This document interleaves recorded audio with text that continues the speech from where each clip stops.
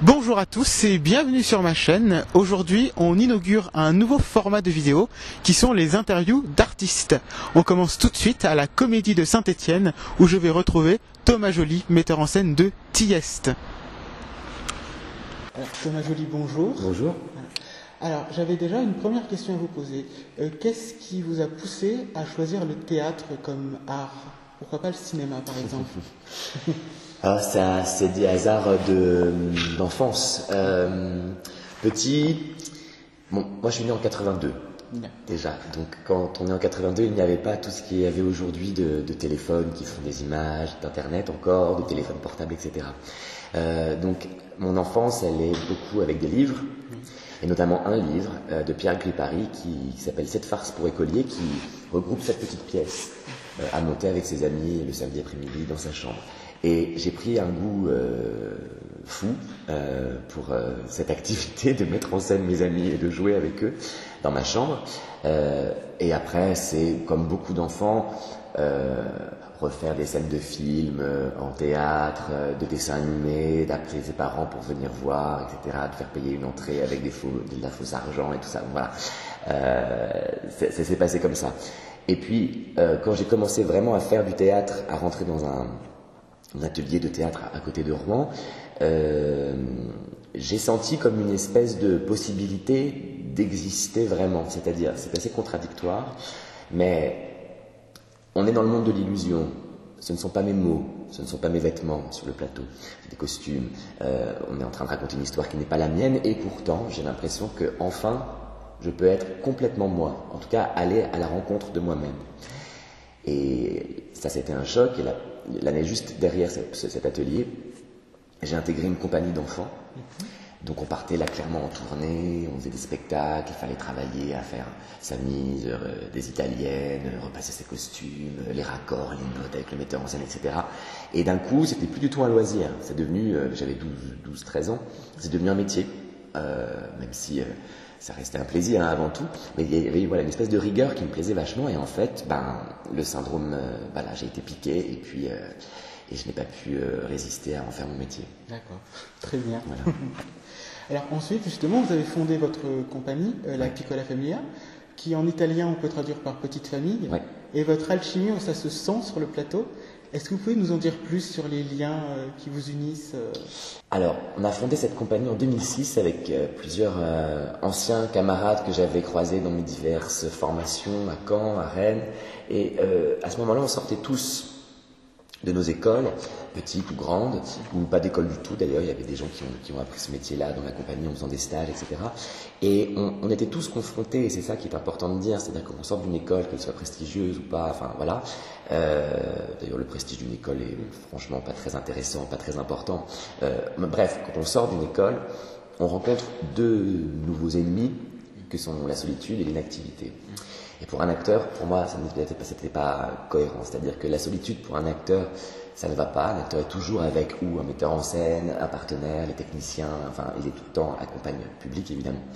Et puis inactif pour un acteur, on l'entend, ça ne fonctionne pas. Et l'autre chose aussi, c'est que moi j'avais personnellement une espèce de colère en me disant, ok, donc j'ai appris à être acteur, mais il va falloir maintenant que j'attende qu'un metteur en scène me propose du travail. Et me proposer du travail, ça veut dire quoi? Ça veut dire qu'il faut que je sois disponible, que je corresponde au rôle, que j'ai envie de le faire, que pour le metteur en scène ce soit cohérent, que ce soit... bref, distribuer un acteur en théâtre, c'est une alchimie très compliquée. Donc, par rapport à un pianiste qui peut apprendre, continuer à faire son métier tous les jours, un danseur qui est obligé de faire son métier tous les jours, sinon il perd sa technique, je sais pas moi, un écrivain qui écrit tous les jours, bref, l'acteur, lui, dépend de quelqu'un d'autre pour pouvoir faire son art. Ça, c'était compliqué pour moi à concevoir. Du coup,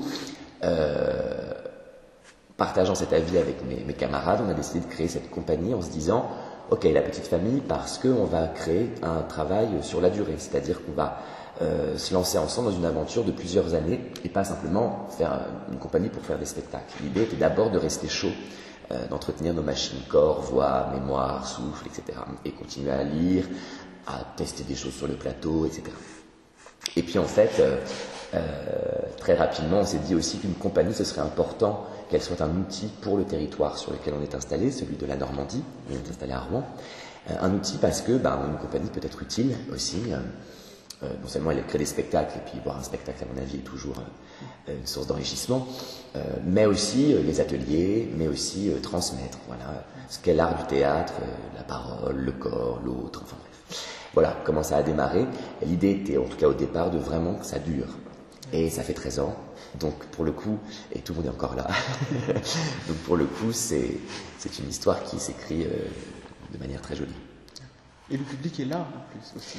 Et alors voilà, ça a été la très heureuse, spécificité de cette compagnie, c'est que dès le tout début, Harlequin poli par l'amour, donc parce qu'en 2006 on crée la compagnie, et je propose de monter Harlequin poli par l'amour plutôt comme une espèce d'exercice, c'est-à-dire pas du tout dans l'idée d'en faire un spectacle, mais plutôt de dire ok, on va prendre une pièce courte de Marivaux et on va la monter en entier.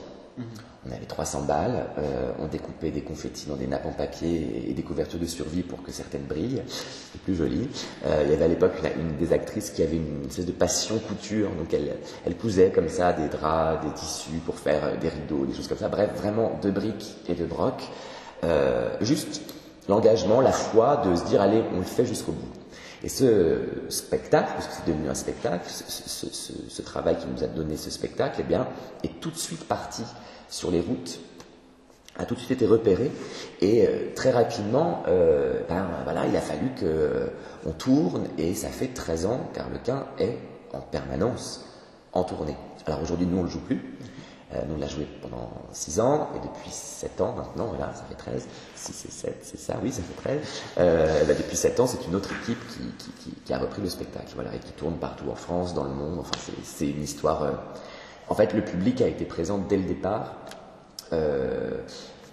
Et moi, ça me rend très très heureux parce que je crois en un théâtre qui se fait avec, non pas pour le public, mais avec le public. C'est-à-dire qu'en tant qu'acteur, moi, je grandis à son contact. Enfin, je grandis mieux, en tout cas, à son contact. Un peu comme dans le théâtre antique, justement.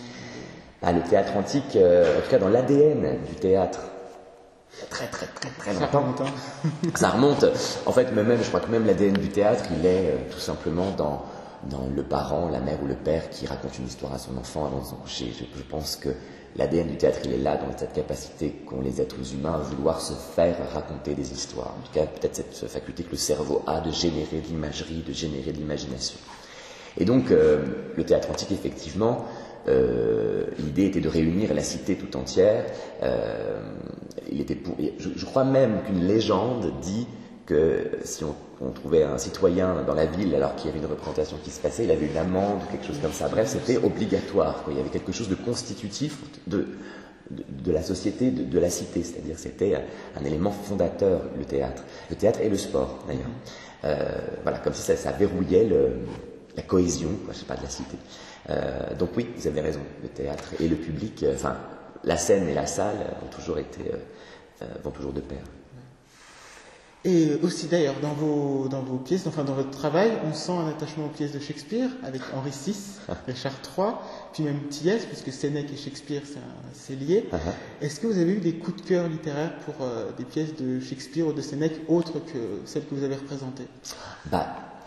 En fait, si Shakespeare, que j'ai découvert assez tard, en fait, pour tout vous dire, parce que je l'ai découvert au lycée, on avait étudié Hamlet, je crois, et je me trouvais ça chouette, mais j'avais pas saisi, à l'époque, l'extraordinaire force, non seulement du langage, mais aussi du déploiement scénique que propose Shakespeare.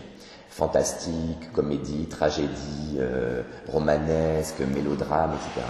Donc ça, je l'avais pas saisi tout de suite. Et il y a d'autres pièces, bien sûr, Macbeth par exemple. J'adorerais travailler Macbeth. Le son d'une nuit d'été me fait de l'œil quand même depuis longtemps. J'ai commencé par Henri VI parce que c'est l'une de ses premières et elle contient déjà en germe le futur Shakespeare qui va advenir.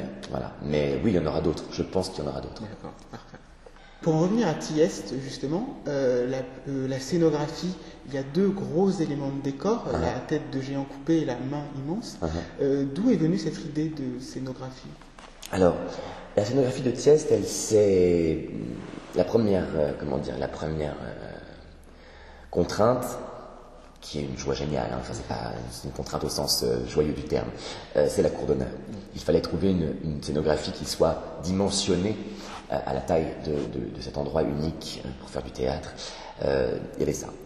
Et puis ensuite, en étudiant le texte, parce que tout vient du texte, moi je crois que pour faire du théâtre, c'est pas très compliqué. Enfin, si, c'est compliqué, mais joyeux. C'est que tout est déjà écrit dans les textes et il faut trouver les indices ou résoudre des énigmes qui sont,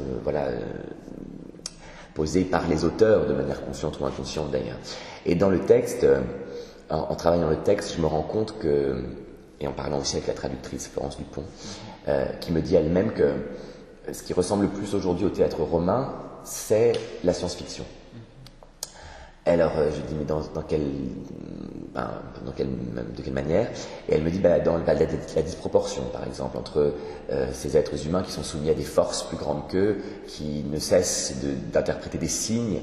Et je me dis, donc, il faudrait trouver une scénographie monumentale où on verrait la petitesse de l'être humain. Il y avait ça. Ensuite, au moment où je travaillais sur Sénèque, tout à coup, je vais au Louvre, et je trouve au Louvre la muse de la tragédie, qui s'appelle Melpomène, et qui a dans sa main droite un masque tragique, et sa main gauche qui est un petit peu comme ça, vous voyez, un peu en mode attention, ne fais pas, ne défie pas les dieux, enfin, voilà, une espèce de mise en garde avec la main. Et je me suis dit, c'est intéressant, très bien. Ensuite, en lisant le texte, je me rends compte que Atrée, qui donc sacrifie les enfants de son frère pour les lui faire manger, ne conserve que les mains et les têtes des enfants pour que son père puisse les reconnaître. Enfin, leur père puisse les reconnaître.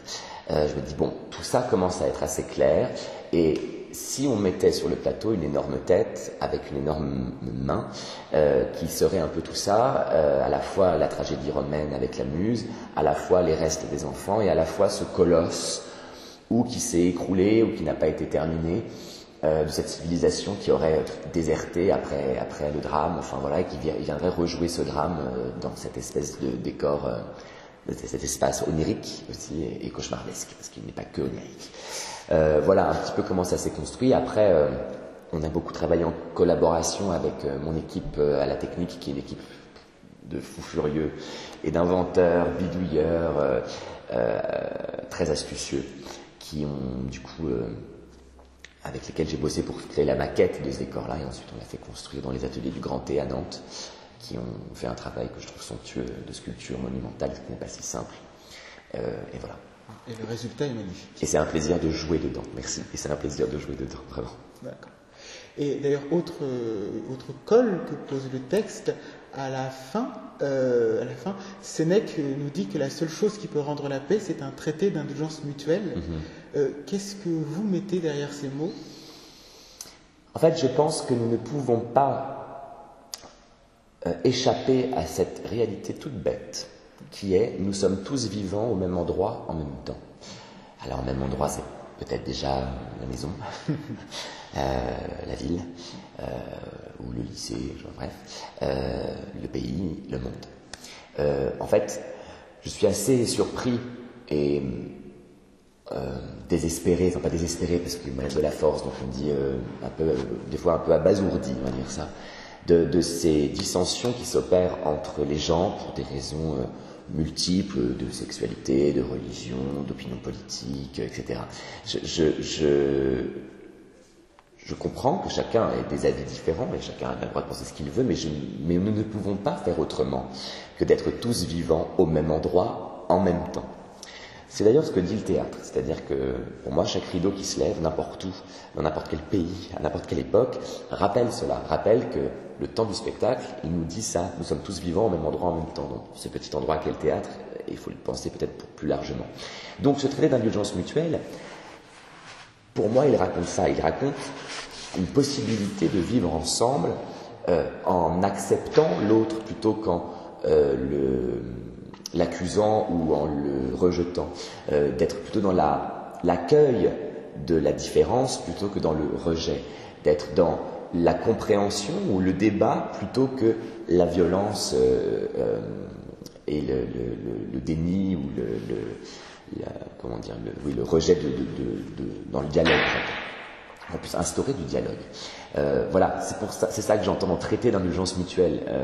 On ne pourra pas faire autrement que d'être, en tout cas le temps qu'on est sur Terre, tous vivants au même endroit en même temps, donc essayons, au moins essayons. Voilà. D'accord. Alors, c'est une autre question.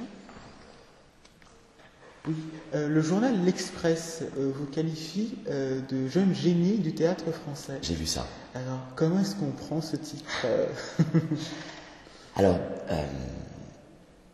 bon, c'est évidemment flatteur, je ne vais pas... mais si votre question, vous souhaitez que je réponde que ça me fait tellement gonfler les chevilles et la tête que je m'envole, du tout, c'est pas du tout ce qui se passe. Je crois même au contraire. D'abord, l'Express titre ça, mais d'autres journaux, sachez-le, ils titrent autre chose, voire l'inverse de ça. Donc, de toute façon, il y a une balance qui se fait entre tout ce qui est dit. Jean-Luc Lagarde a cette phrase assez pertinente à mon sens. Il dit il est plus difficile de ne pas être abattu par l'adversité permanente que grisé par la réussite momentanée. Je crois qu'il y a du vrai dans ce qu'il dit là. Après, ce qui me fait plaisir, par exemple, par rapport à cette une de l'Express ou même d'autres grands médias qui s'intéressent à mon travail, c'est moi pour ma pomme. Parce que moi, je vais bien, en fait. Non, mais c'est vrai, j'ai pas un désir de reconnaissance pour me sentir vivre, je sais pas quoi. J'ai pas ou même pour que mon travail soit validé. Ça, je suis assez bien dans mes baskets et finalement, assez confiant en moi pour être heureux dans ce que je fais et dans ce que je suis. Mais par contre, ce qui me fait plaisir, c'est qu'on puisse parler de théâtre et notamment de théâtre public.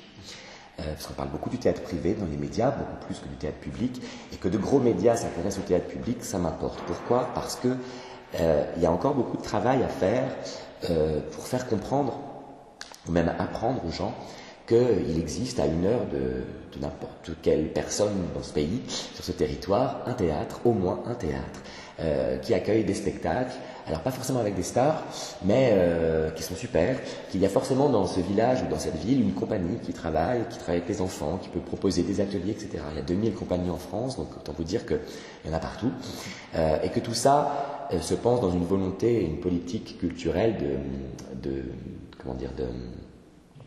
d'accessibilité. Les tarifs sont adaptés. Il y a des personnels dans les théâtres qui travaillent, je pense aux relations publiques, qui travaillent, qui accueillent, qui renseignent. Voilà, d'essayer de désamorcer l'appréhension qu'on peut avoir pour le théâtre en tant qu'œuvre, les livres, enfin les spectacles, et en tant que bâtiment aussi. Voilà, et c'est pour ça que je suis content quand il y a une comme celle de l'Express, et je me dis chouette, des gens qui a priori achètent ce magazine plutôt parce que c'est l'Express Mode, l'édition spéciale fashion, je sais pas quoi. Du coup, je suis content parce que je me dis des gens de la mode, du coup, vont entendre parler de théâtre public et c'est tant mieux, c'est tant mieux. D'ailleurs, la mode aussi dans les costumes de la pièce Tieste, qui sont tous magnifiques. Merci. Et il y a aussi une espèce de mise en abîme de théâtralité, puisque Attrait met en scène le dîner le dîner de Tieste. Oui, tout à fait. Et est-ce que vous en avez joué de cette mise en abîme? Je pense que le fait que le metteur en scène du spectacle fasse de la mise en scène dans le spectacle, ça participe à quelque chose, c'est sûr. Mais voilà, je n'en ai pas fait plus. Je voulais par contre vraiment que ce banquet soit somptueux, avec des décors somptueux, des fleurs partout, voilà, que ce soit très sophistiqué, très luxueux pour son frère, alors qu'en fait, c'est atroce ce qui est en train de se passer. D'accord. Eh bien, merci d'avoir répondu. Avec grand plaisir, merci à vous. Merci pour vos questions. Merci bien. À bientôt. À bientôt. Dans un théâtre. Dans un théâtre.